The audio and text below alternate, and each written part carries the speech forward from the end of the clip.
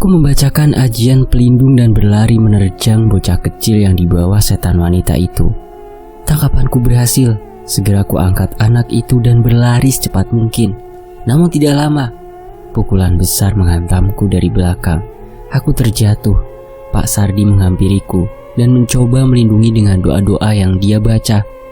Namun ilmu Pak Sardi pun tak cukup kuat. Tangan-tangan makhluk buas mulai merobek tubuh kami. Rasa sakit menjalar di seluruh tubuhku. Terlihat setan wanita mengambil batu besar, bersiap menghantamkan ke arahku. Sakit, sangat sakit. Aku menutup mata, seolah pasrah dengan apa yang terjadi. Aku pikir inilah akhirnya. Tapi tiba-tiba mendadak semua serangan itu terhenti. Pak Sardi dengan tubuh yang penuh luka mencoba berdiri dan melihat apa yang sedang terjadi. Kakek tua bungkuk berambut putih di pemakaman tadi menghampiri kami. Demit-demit yang menyerang kami mundur perlahan, seolah ketakutan. "Bocah asu, sopo jenengmu?" tanya kakek tua itu padaku. Danan Jaya Sambara," jawabku dengan lemah. "Sambara? Orang-orang bodoh yang tidak sayang dengan hidupnya," kata kakek tua bungkuk itu. Aku tidak mengerti dengan apa yang ia bicarakan. "Boleh, setan-setan ini biar menjadi urusanku," perintahnya kepadaku. "Tapi Mbah ini siapa, Mbah?" tanyaku penasaran. "Ora usah kakean cangkem, tidak usah banyak bicara. Jaga saja keris raga sukma yang kamu pegang," ucap kakek tua itu. Pak Sardi terheran dengan apa yang terjadi. Namun ia segera membantuku berdiri dan meninggalkan hutan ini. Keris raga sukma? Bagaimana kakek itu tahu tentang keris yang tersimpan di sukmaku? Sekilas aku menoleh. Terlihat kakek tua itu tertawa, seperti orang gila melompat dari pohon ke pohon, membasmi setan-setan itu dengan brutal. Matahari mulai terlihat, hanya sebagian warga desa yang masih menunggu di mulut hutan. Warga terlihat lega setelah mengetahui kami dan anak yang diculik selamat dari hutan. Tidak banyak yang kami ceritakan ke warga tentang apa yang terjadi di dalam hutan. Bapak nggak apa-apa?" tanya seorang anak wanita yang berlari menghampiri Pak Sardi. "Nggak apa-apa, Sekar. Cuma luka sedikit," jawabnya dengan melemparkan senyum pada anaknya itu. Walaupun aku tahu luka Pak Sardi juga cukup serius. Aku memutuskan untuk istirahat semalam lagi dan pulang besoknya. Di sisi lain, barang dan perlengkapanku sudah siap. Terlihat beberapa warga sudah siap mengantarku ke kota. "Pak Sardi, Pak Kades, saya izin pamit dulu ya. Maaf sudah merepotkan," ucapku berpamitan. "Mas Danan, terima kasih sudah membantu warga di sini. Sering-sering mampir ya," ucap Pak Kades. "Iya Pak, semoga saya bisa mampir ke sini lagi. Toh saya masih ingin mendaki ke puncak Merapi," balasku. Ingatanku kembali teringat akan hutan dan sendang dengan air yang begitu hitam. Cepat atau lambat, tempat itu pasti akan menjadi bencana untuk desa, atau bahkan lebih besar lagi. Aku berpamitan dan meninggalkan desa terpencil di lereng kaki Gunung Merapi yang menyimpan banyak misteri ini, Desa Windu Alit. Sementara itu, sayup-sayup terdengar, suara gamelan terdengar di antara hutan, di sekitar pabrik gula. Terlihat seorang wanita muda menari dengan gemulai di tengah-tengah cahaya bulan purnama. Tapi dari mana asal suara gamelan itu? Tidak ada satupun tanda-tanda pemain maupun alat musik gamelan di sekitar sini. Yang anehnya lagi, mereka makhluk halus para penunggu pabrik yang sudah lama tidak menampakkan diri, kini berkumpul di sekitar wanita itu. Aneh? Tidak, lebih tepatnya mengerikan. Tarian wanita itu semakin menggila. Ia memaksa memutar sendi-sendi tubuhnya ke arah yang tidak wajar.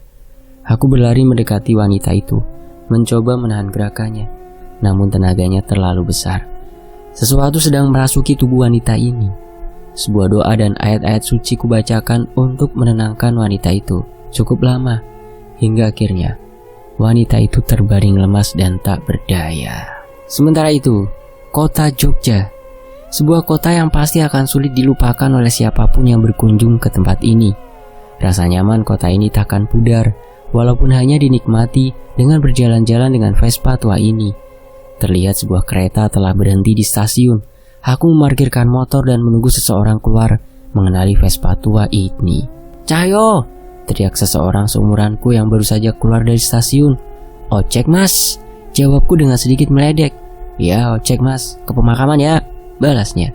"Wasem, Mbok pikir aku demit apa? Jawabku sambil menepuk helm yang sedang dipakainya. Danan adalah teman seperjuanganku saat bekerja di pabrik gula. Walaupun sekarang ia memilih berhenti dan mencoba peruntungan untuk melamar di perusahaan swasta di Jogja. Cahyo, perempuan yang kamu ceritain itu masih di rumah Pak Le? Tanya Danan kepadaku. Aku memang sudah menceritakan mengenai sesosok seorang perempuan aneh yang ditemukan di hutan belakang pabrik gula. Masih, makanya kamu temuin dulu, tanggung jawab kamu. Jawabku meledek. Wah, meledek aja kamu Jul, balasnya. Lah piye? Ditemukan seorang perempuan yang gak inget apa-apa. Petunjuknya cuma di tasnya ada fotomu. Jelasku. Ya wes lah, ntar kita temuin dulu saja. Cepetan gas, jawab Danan dengan raut muka yang penasaran.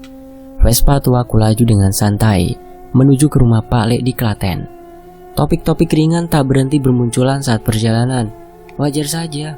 Selama kejadian di Imah Leweng, kita hanya membahas masalah-masalah yang serius. Perjalanan yang harusnya cukup lama jadi terasa cukup singkat. Tanpa terasa kami sudah sampai di rumah Pak Le.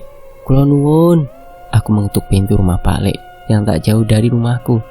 Seorang pria berambut putih terlihat buru-buru keluar membukakan pintu. Danan, udah sampai. Yuk masuk dulu, sambut pria itu. Danan doang Pak Le, aku ora diajak masuk apa? Tanyaku setengah merajuk. Ono kowe tonjul, omamu kan yang kono, ucap Pak D menunjuk ke rumahku sambil meledek. Iya, mbok diajak masuk dulu gitu. Toh bule udah masak bandeng kan? Ambune tekan kene lho, jawabku merayu Pak Le. Lah, Jul, giliran makanan cepet banget kamu. Yowes, ayo masuk, lanjut Pak Le sambil membukakan pintu. Danan yang melihat tingkah laku Pak Le kepadaku hanya bisa tersenyum dan geleng-geleng. Aku membantu Danan memberes-bereskan barang bawaan sembari bule menyiapkan makan malam untuk kami. Pak Le Bimo adalah adik dari ayah Danan. Dulu dia sengaja meminta tolong Danan untuk bekerja di pabrik gula dekat sini setelah lulus kuliah. Alasannya sudah jelas, selain membantu menjadi buruh di sana, kami juga membantu untuk memindahkan roh-roh halus penunggu pabrik itu agar tidak menunggu pekerja di sana. Danan, Cahyo, sini, ayo makan. Suara bule memanggil dari pawon rumah. Nggih bule, Danan menjawab dengan sopan. Kami segera keluar kamar dan bergegas menuju meja makan. Terlihat di sana bule sedang mempersiapkan makanan, dibantu dengan seorang wanita yang tidak kukenal. Itu perempuan yang kamu ceritain, bisik Danan kepadaku. Gak usah pura-pura kamu, ngaku aja. Udah kamu apain dia? Balasku dengan suara yang keras hingga terdengar oleh Pak Le dan bule. Sontak Danan memukul kepalaku, tentunya dengan muka yang sedikit memerah. Udah, yuk makan dulu, ucap Pak Le memotong pembicaraan kami. Masakan bule selalu ngangenin, walaupun tidak ada Danan. Kadang aku masih sering numpang makan di sini. Sambal buatan bule emang paling enak setanah Jawa. Mbak, kenal sama Mas ganteng ini? Ucapku kepada wanita di samping bule. Wanita itu menoleh pada Danan menggelengkan kepala. Tuh kan, makanya jangan duduk macem-macem, ucap Danan. Lah itu, dia bawa foto-fotomu kok. Coba mbak, tunjukin ke Danan, ucap Cahyo. Wanita itu meninggalkan bangkunya berlari ke kamar dan menunjukkan sebuah foto yang berisi gambar Danan sedang berpose di puncak Merapi. Di baliknya tertulis Danan Jaya Sambara, Merapi 6 Juni 2016. Tuh kan itu foto kamu kan? Mau alasan apa lagi kamu Nan? Ucapku setengah meledek pada Danan. Namun Danan tidak merespon. Ia mengambil foto itu dan melihatnya dengan tatapan serius.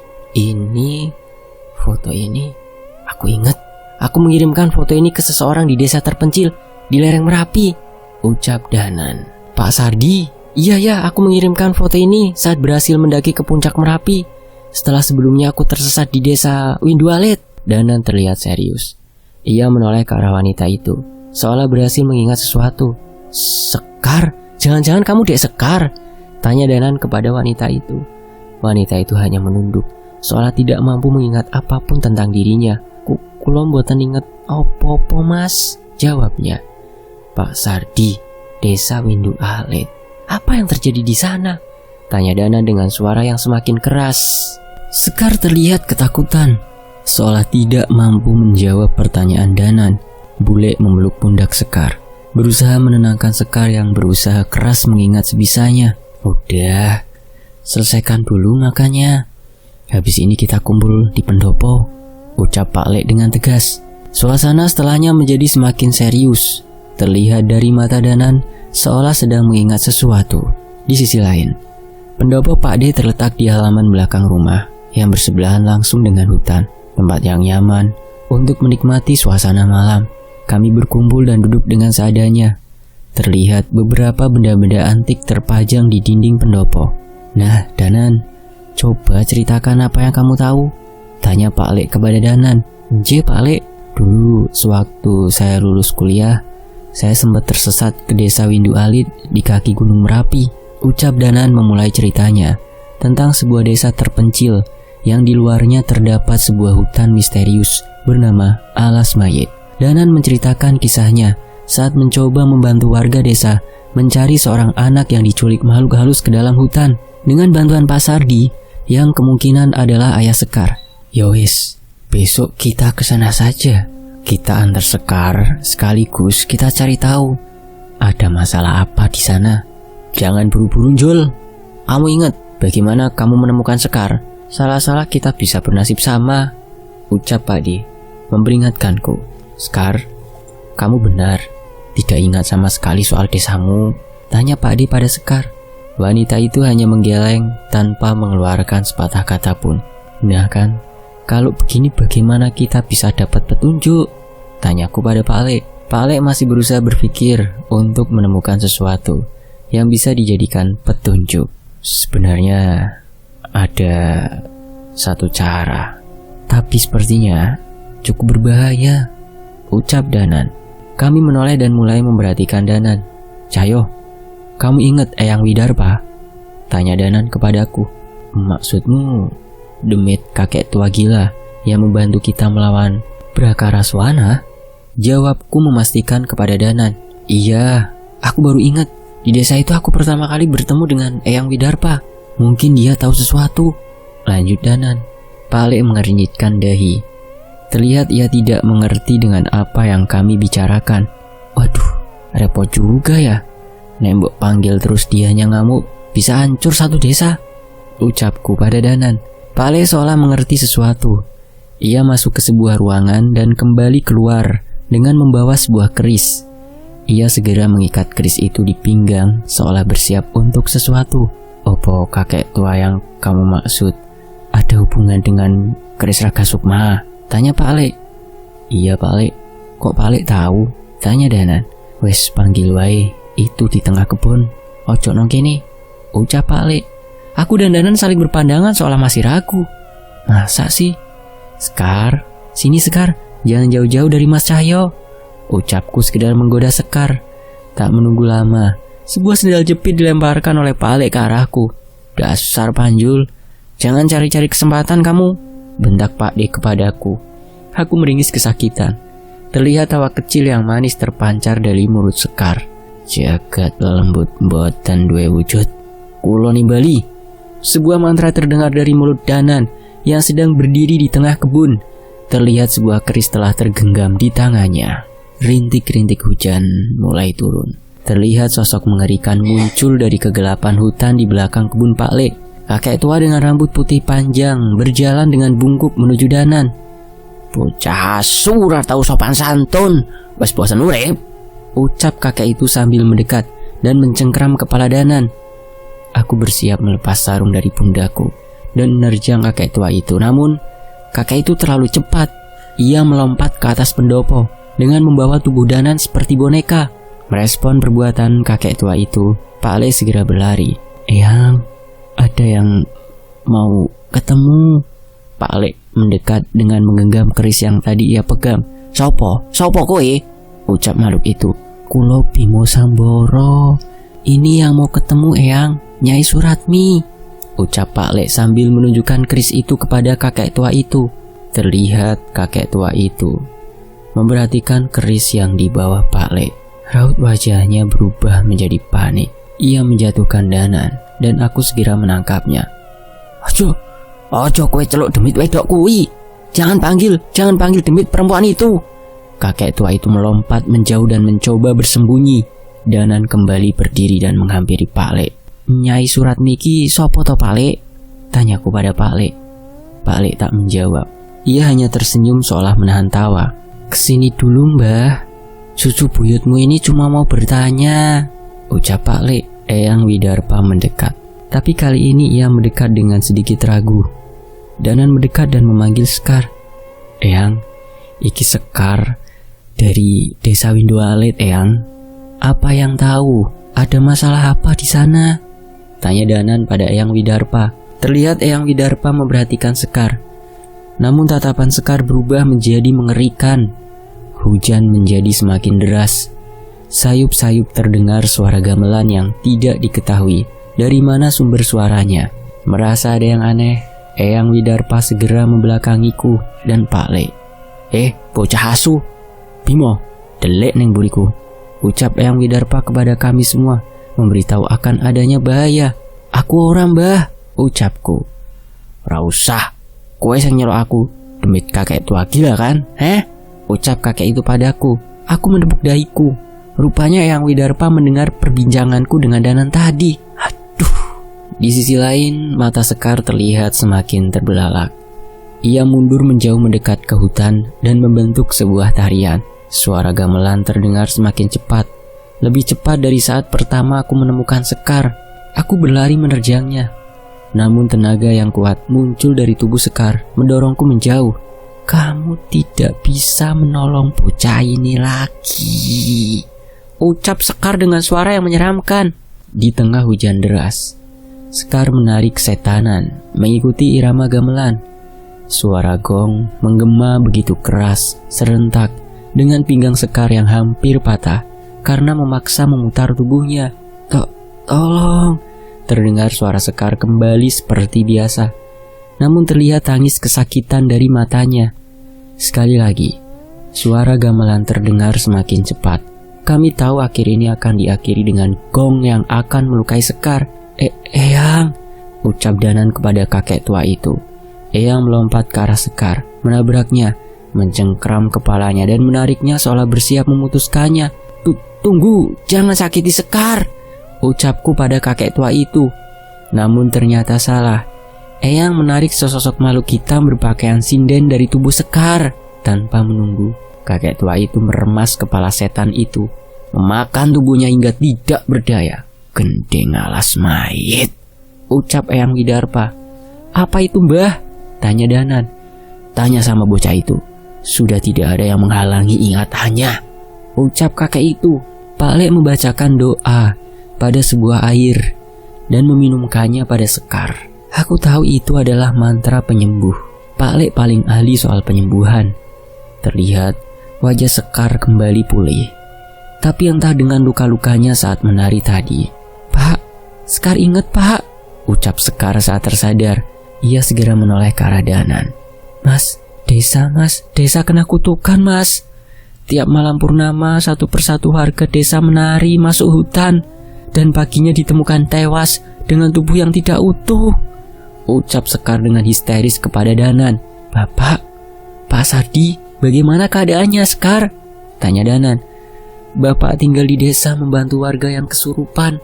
Sekar disuruh lari keluar desa untuk mencari Mas Danan. Katanya, mungkin Mas Danan bisa bantu, jawab Sekar. Terlihat Danan mencoba mengingat sesuatu. Alas mayit. Di sana ada sendang banyu ireng dan tempat asal Eyang Widarpa. Mungkin Eyang Widarpa bisa membantu, ucap Danan. Seolah mengerti maksud Danan, Eyang Widarpa berbicara. Ora, gendeng alas mayit kui kutukan amarga dosa. Aku ra iso nulungi apa-apa.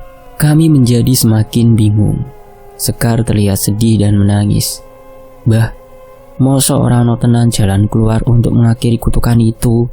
Tanyaku mendekat. Kakek tua itu menoleh ke arahku dengan muka yang masih kesal. Tabuh watu ringin. Biyen kuwi sing ngilangi kutukan gendeng alas mayit. Ojo takok ning ngendi, ucap Eyang Widarpa menjauh dan bersiap pergi meninggalkan kami.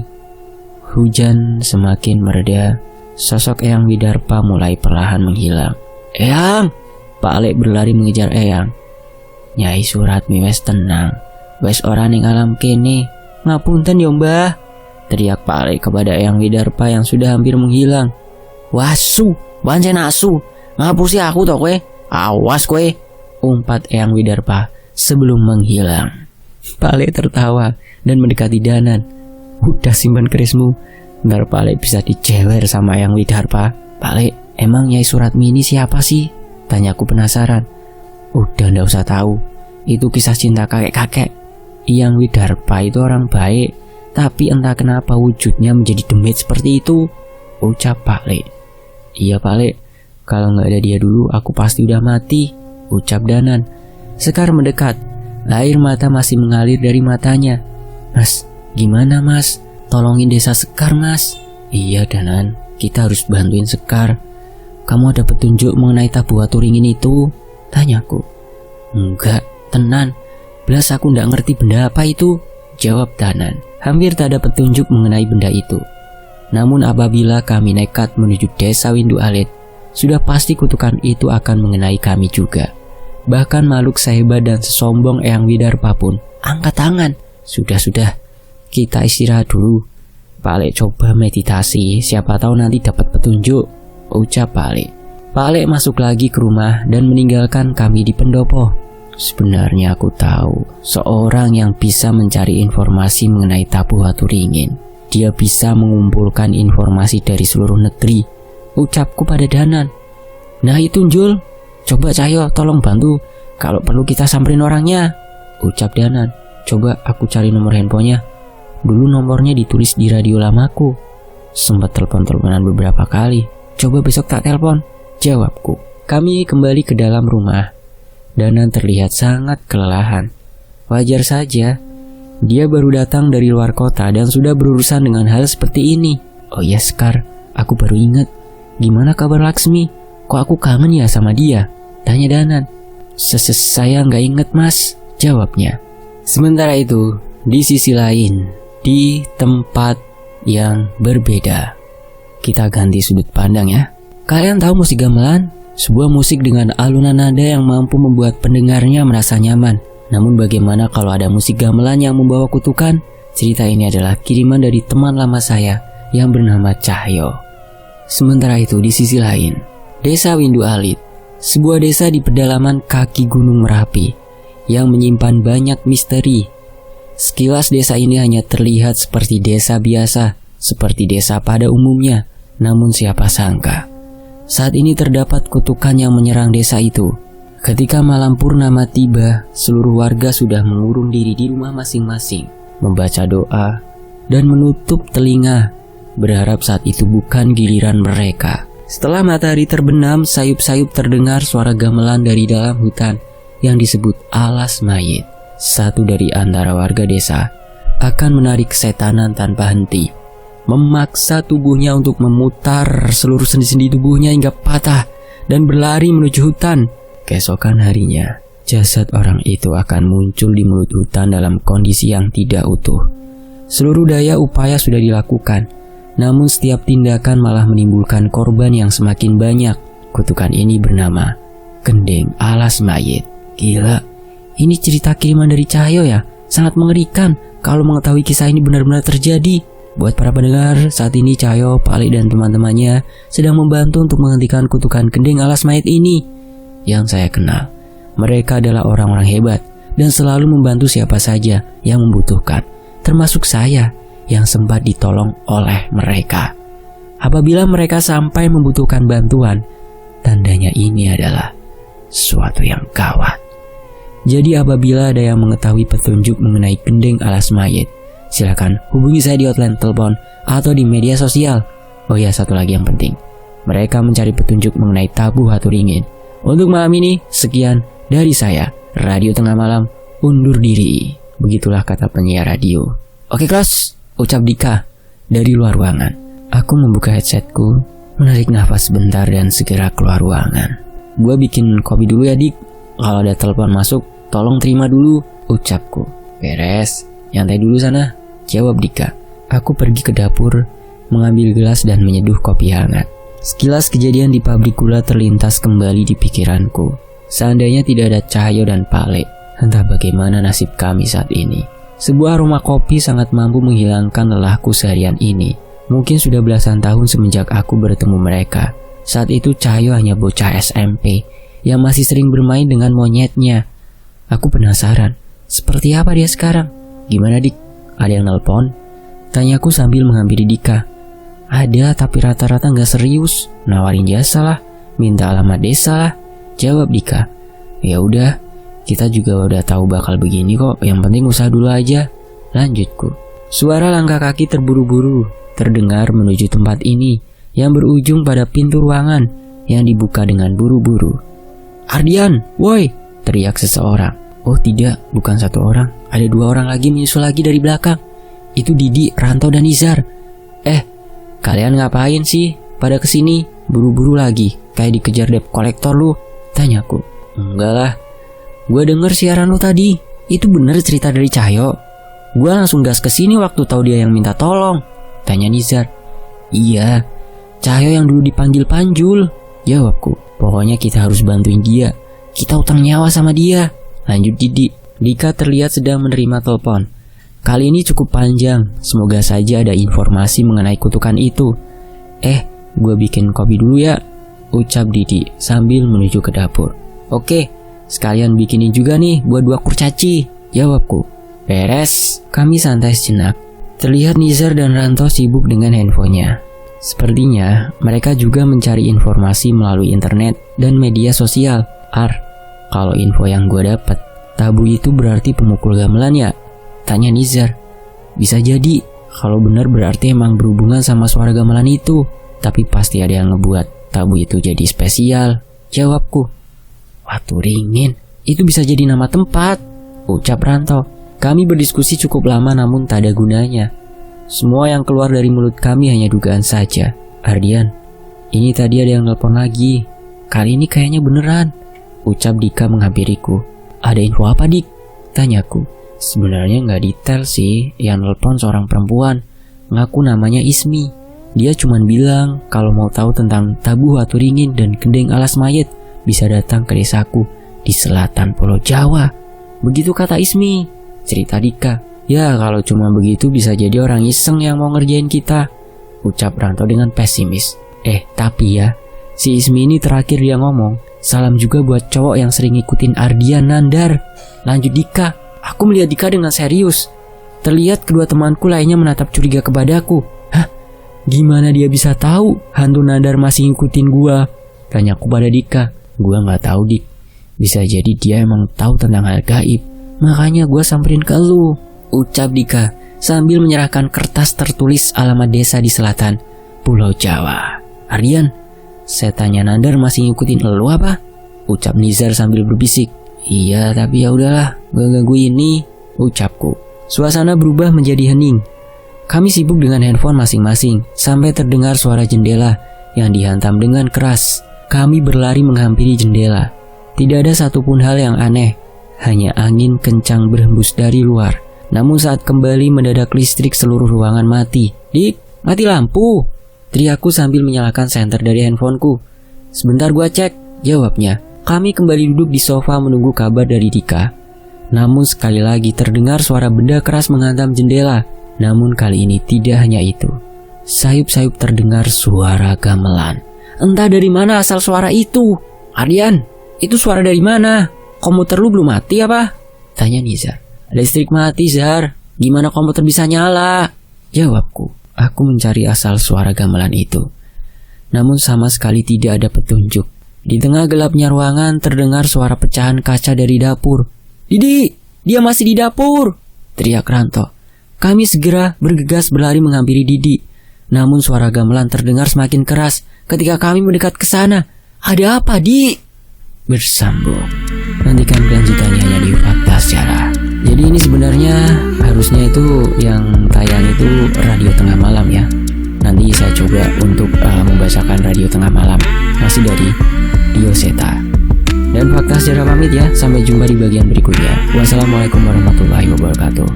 Alhamdulillah. Terima kasih teman-teman.